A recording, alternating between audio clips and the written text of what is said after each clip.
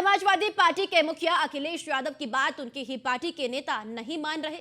ये सवाल इसलिए क्योंकि धर्म के मामलों पर टिप्पणी न करने की अखिलेश की नसीहत महज 24 घंटे में ही उनकी पार्टी के नेता स्वामी प्रसाद मौर्य भूल गए और बैठे बिठाए बीजेपी को हमला करने का नया मौका दे दिया।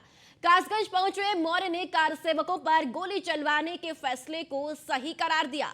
मौर्य का बयान ऐसे वक्त में आया जब उन्हीं की पार्टी के विधायक राकेश प्रताप सिंह विधानसभा अध्यक्ष को पत्र लिखकर 22 जनवरी को सभी विधायकों को अयोध्या भेजने का अनुरोध कर चुकी है।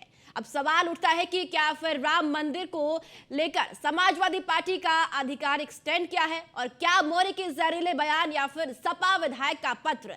सवाल यह भी है कि आखिर अखिलेश अपने ही नेताओं को पार्टी लाइन की मर्यादा क्यों नहीं सिखा पा रहे। इस मुद्दे पर आप देखिए, रिपोर्ट देखिए।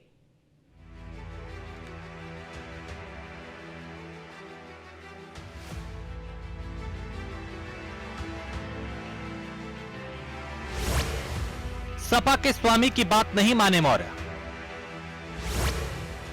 अखिलेश की नसीहत की उड़ा दी धज्जियां। क्या अखिलेश की बात नहीं मानते उनके नेता? मंदिर पर सपा की क्या है पार्टी लाइन? हर बार समाजवादी पार्टी के शीर्ष नेता स्वामी प्रसाद मौर्य के बयान को निजी बता के पल्ला झाड़ लेते हैं, लेकिन सच ये है कि इन तथाकथित निजी बयानों से नुकसान समाजवादी पार्टी को ही हो रहा है।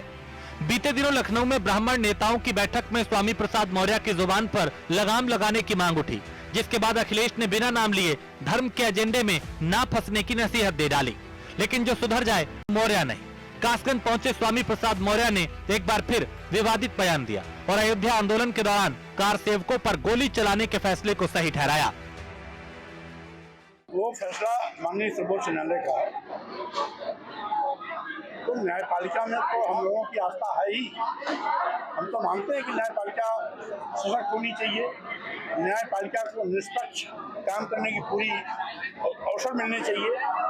और जिस तरीके से आज सरकार तानाशाही रास्ते पर चल रही है, लोकतांत्रिक मूल्यों को कुचल रही है, देश को बेचने का पाप कर रही है, नौजवानों को बेरोजगार बना रही है, महंगाई पर कोई नियंत्रण सरकार का नहीं रह गया है, किसानों के साथ वादा खिलाफी कर रही है, दूना लाभ लाने का वादा करने वाली सरकार आज तक दूना लाभ तो नहीं दिला पाई।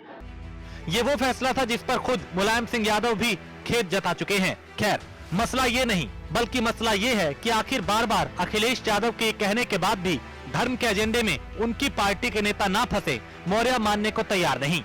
ज्यादा वक्त नहीं हुआ जब अयोध्या से विधायक और मंत्री रहे सपा नेता पवन पांडे ने खुलकर मौर्य को बीजेपी का एजेंट बताया था। हैरानी की बात यह है कि उसके बाद भी ना तो अखिलेश ने कोई कार्रवाई की और ना ही मौर्य की जुबान रोकी। सवाल उठता है कि क्या मौर्य इतने बड़े नेता हो गए कि अखिलेश की भी उनके सामने नहीं चल रही? मौर्य को ढोने के लिए अखिलेश आखिर इतने मजबूर क्यों हैं? खुद की सीट हार जाने वाले मौर्य के किस वोट बैंक का अखिलेश को इतना मोह है? क्या बार बार सनातन और राम मंदिर पर टिप्पणी करके मौर्य सपा का नुकसान नहीं कर रहे? मौर्य के बयान पे मौर्य का नाम लेकर टिप्पणी करने से अखिलेश को परहेज क्यों है?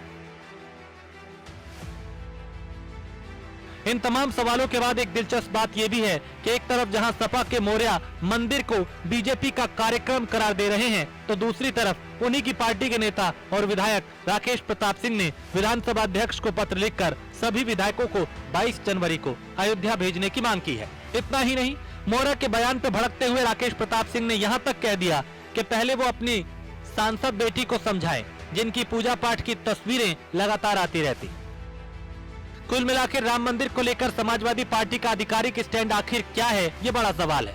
क्योंकि एक और सपा के मौर्य साहब हैं, जिनका एक सूत्रीय कार्यक्रम में सुबह पानी पी के सनातन को कोसना, और दूसरी ओर पवन पांडे और राकेश प्रताप सिंह जैसे नेता हैं जो अपनी ही पार्टी के नेता स्वामी प्रसाद मौर्य पर हमलावर है।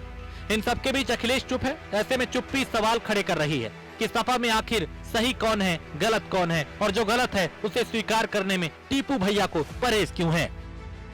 Bureau report, news 1 India.